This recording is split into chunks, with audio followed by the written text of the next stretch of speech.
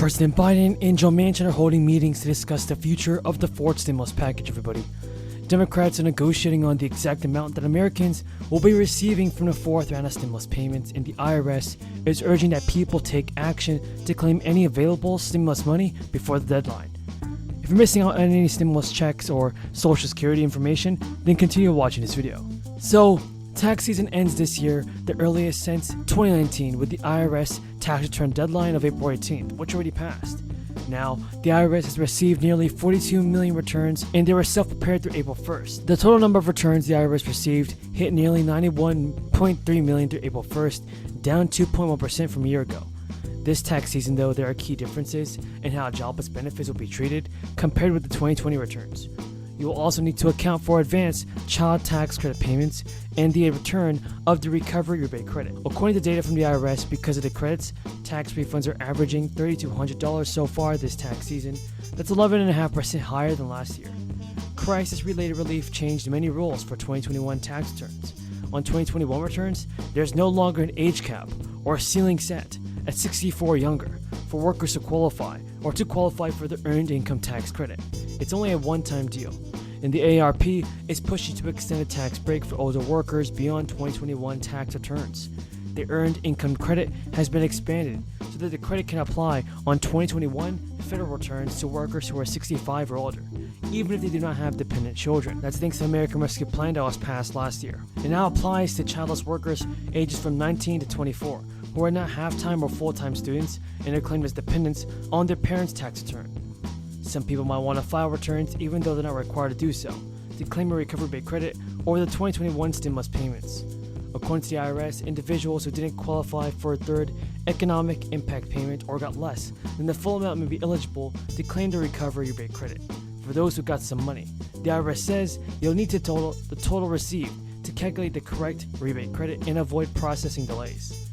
The IRS started mailing letter 6475 in late January, with a total amount of the third economic impact payment received. The EIP payments amounts can also be viewed on the IRS online accounts. The deadline to file 2021 income tax returns is Monday, April 18th for most people, 3 days later than the normal April 15th deadline for filing taxes. Now, the IRS advises filing taxes electronically and having a refund direct deposited into a financial account. The IRS says refunds can be deposited directly into bank accounts or prepaid debit cards. The White House is trying its best to get President Biden's spending bill before the end of the month. Lawmakers are testing out a different approach to the negotiations. Top Biden officials are keeping their ambitions vague and they're steering clear of firm deadlines. Most importantly, they're trying as hard as possible to just not talk about it at all.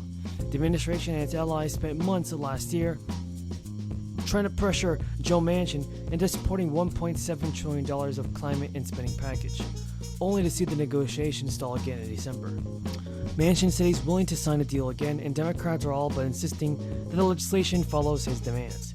Faced with rising inflation and falling economic poll numbers, Biden has largely stuck to his assurances that the administration is working on a package that lowers both household costs and the deficit. Officials have shielded away from detailing what specific policies on climate, health coverage, or childcare they envision being part of this legislation. I didn't know he had been a park ranger, to tell you the truth. Wrote the following: every man, every woman carries in heart and mind an image of an ideal place, the right place, the one true home, known or unknown, actual or visionary. For many Seattle families, I think we're in that place right now, here in this park, and places like this. There are not that many like this, unfortunately. And all around this country, there used to be a hell of a lot more forests like this, but we're doing everything we can. Everybody behind me and all of you want desperately to protect what we have and increase what we have. You know, our natural wonders inspire, and the reflection inspires our to take action. You know, my mother had an expression, and I apologize to my colleagues. They've heard me do two things my whole career: quote my mother and father, and quote Irish poets. But I'm not going to quote the Irish poets today, okay? But difficult, something good will come if you look hard enough for it. And I think that we're in one of those moments in world history and in American history where we've reached the point that The crisis on the environment has become so obvious, with the notable exception of the former president, that we really have an opportunity to do things we couldn't have done 2, 5, 10 years ago. And I want to talk about that today with leaders who understand that to their core, the folks standing behind me. I wish you didn't have to stand. Don't you guys have any chairs? I'm not used to them standing for me, you know. Anyway, but here's the deal. As I said, Governor Inslee is the climate governor. I've gone to him throughout asking him for advice and counsel. And thanks for welcoming me back to Washington State, Gov, and to Mayor Harrell. The passport to the city is very much appreciated. I hope I don't do anything to have it revoked. And Congressman Smith, thank you for your commitment to the environment, including helping our armed forces transition to clean energy technologies. One of the things I've found out as the President of the United States, I get to spend a lot of that money. I get to decide where, no, I'm not joking. And we're going to completely, but before, we're going to start the process where every vehicle in the United States military, every vehicle is going to be climate friendly. Every vehicle. We're going to have no, I mean it. We're spending billions of dollars to do it. And it's going to matter. You know, it matters. You know, in my view, this crisis, as I said, is a genuine opportunity. An opportunity to do things we wanted to do and only now have become so apparent. On this day, 52 years ago, millions of Americans of every age and background rallied together on Earth Day. So the United States public is facing an increased risk of economic problems as the crisis just continues to surge across the country. So stimulus checks for the elderly have become a necessary next step to help the American people right now. Since the start of 2022, Congress has been lobbied by the Senior Citizens League for another one-time Social Security stimulus payment of $1,400.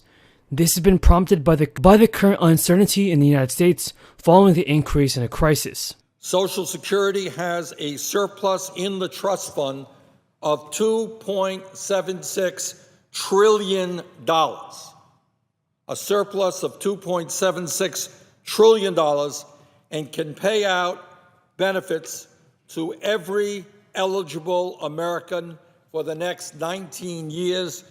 The payment would essentially act as a fourth stimulus check, folks. In the 2022 COLA has increased the highest amount in 4 decades, pushing many seniors into a higher tax bracket.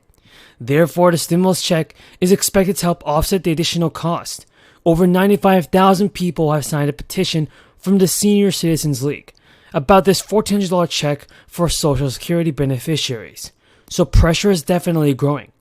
Prices across the country are rising at an astronomical level, with the Bureau of Labor Statistics even reporting that since October 2020, consumers are paying on average 2% more across the market.